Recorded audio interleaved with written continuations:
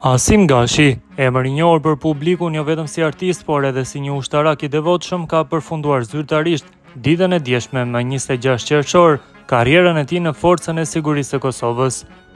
Pas plot 16 vite shërbime nder dhe përkushtim për atë dheun, Asimi ka vendosur të mbyllë këtë kapitull të rëndësishëm të jetës së tij. E ka bërë këtë punë me dëshirën më të madhe në shërbim të atë dheut, ka thënë Gashi në një postim emocionues në rrjetet sociale.